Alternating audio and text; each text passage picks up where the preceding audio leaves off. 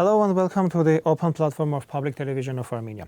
The Armenian delegation returned from the Parliamentary Assembly of the Council of Europe.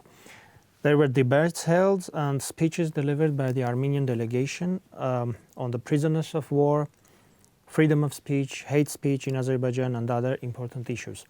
Today I will discuss the topic with the member of Armenian Parliament and the member of Armenian delegation to PACE, Sos Avetisyan, and he is from my step faction. Mr. Avetisyan, welcome and thank you for joining us. Thank you for having me.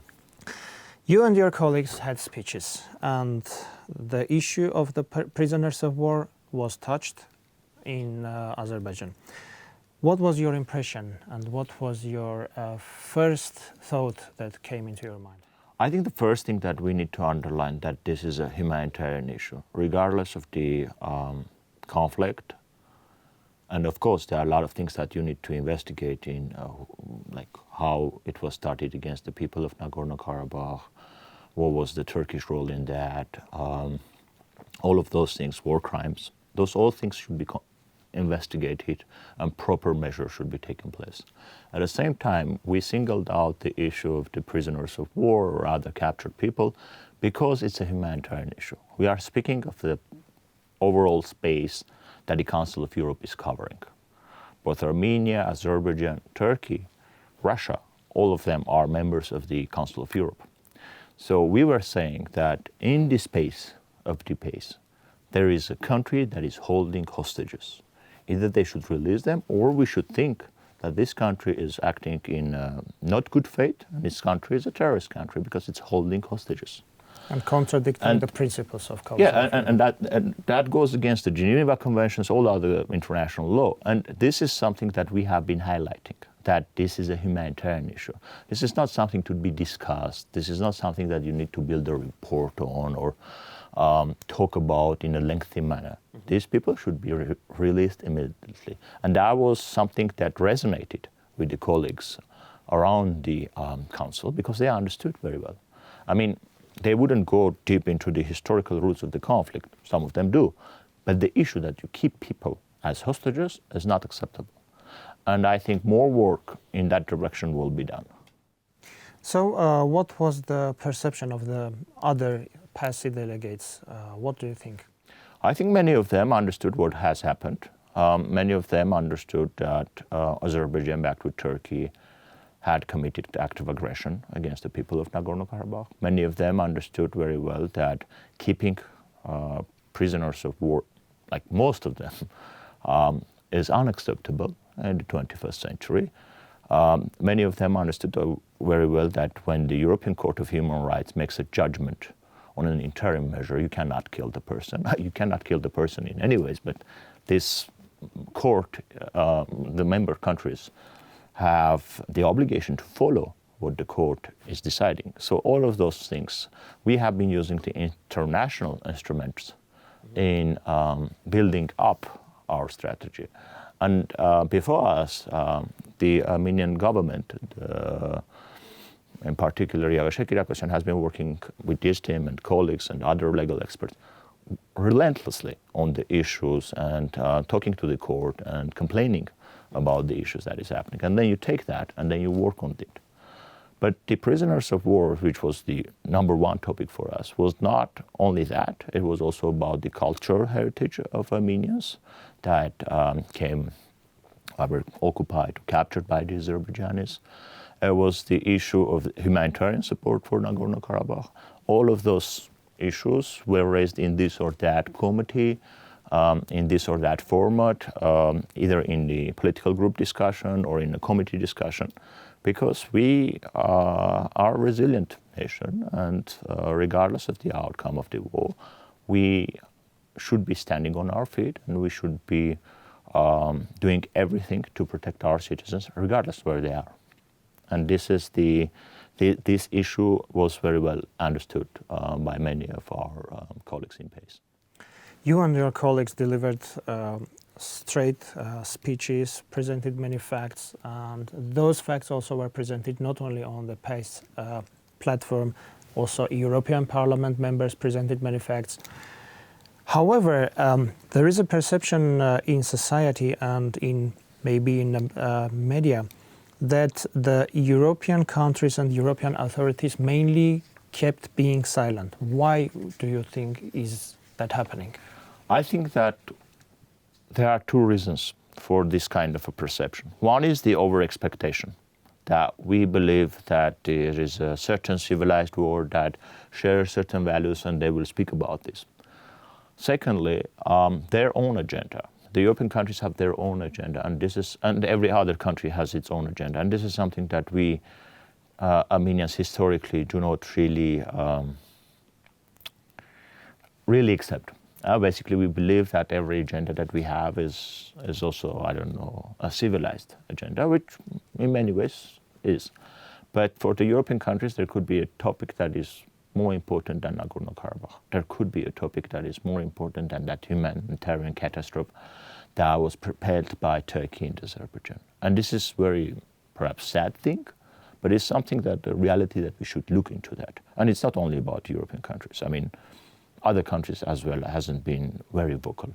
Of course, there are countries and there are individuals and there are friends of Armenia who stand for these values, who will speak about it. And our job is to work with these people, acquire more friends, more connections in order to have this topic always on the radar and always on the pressing, because we have the responsibility to communicate better with the world, but we also have a responsibility to tell our people what it looks like, the Europe, or what is their agenda.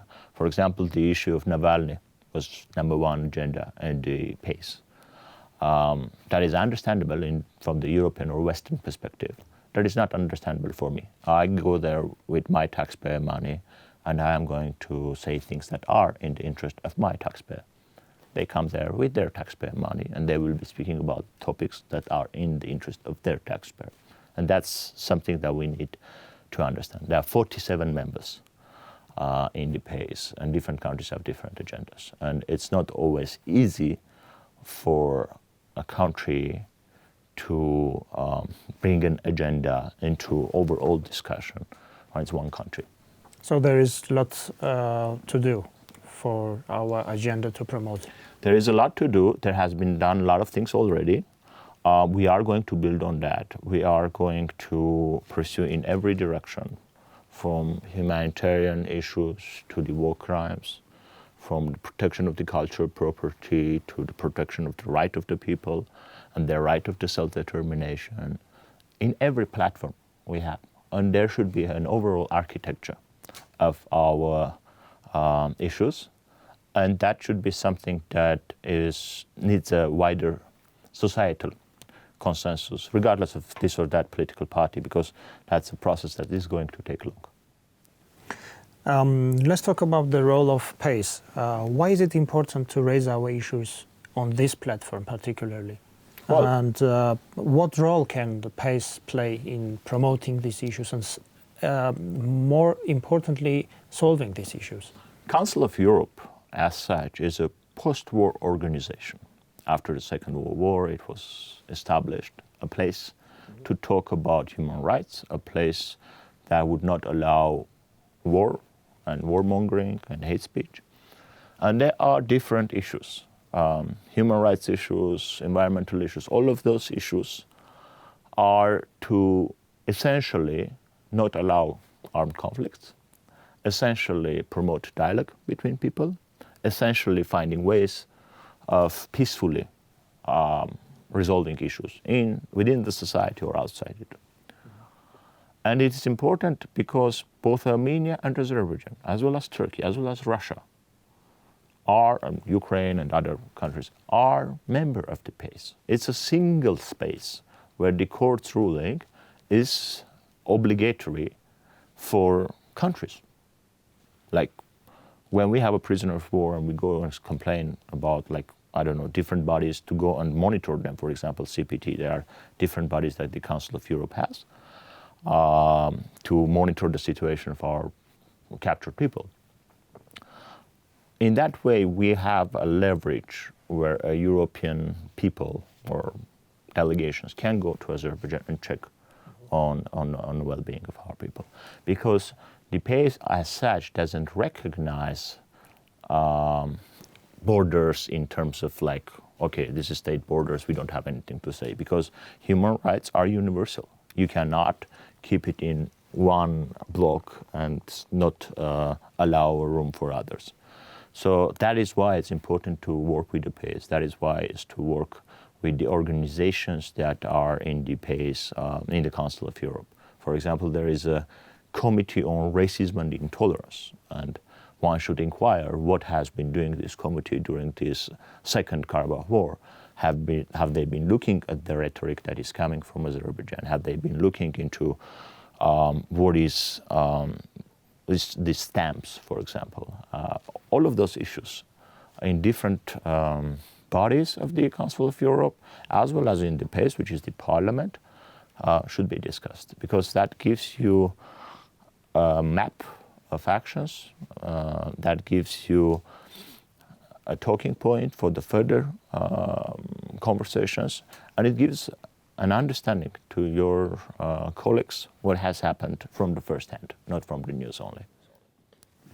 So there were reports that until there is a special report, any issue is not raised and discussed completely in PACE. So it concerns also Navalny case, when it was discussed completely and from different sides. When can we expect that PACE to come back to these questions, our questions of the especially prisoners of war and right abuses in Azerbaijan, with more or less complete report or unified approach or any resolution maybe? Well, basically there is a rapporteur in the Committee of Migration and Youth who is working on an overall report on the humanitarian issues after the Second Karabakh War. But that's not enough. The reports usually take long in the PACE. And this is an immediate action plan that we have, at least for the prisoners of the war.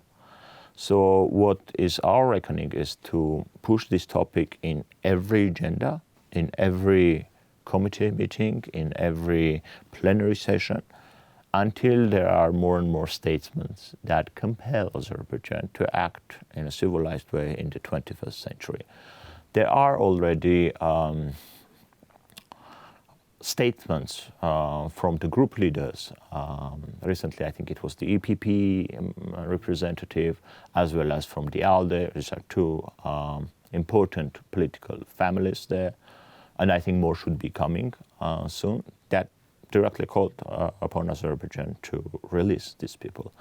And I think the main thing here is to work with the political groups, which are the ones that set the agenda. Of course, this time it was Navalny issue, and that came the first. And again, we need to understand that different countries come with different agendas, as I said earlier. But we are to push this agenda day and night in different directions within the PACE, yet in coordinated manner, to get a statement on that. I don't know if Azerbaijan will follow the statement, but we need to make sure to show what kind of republic is there that is neighboring us.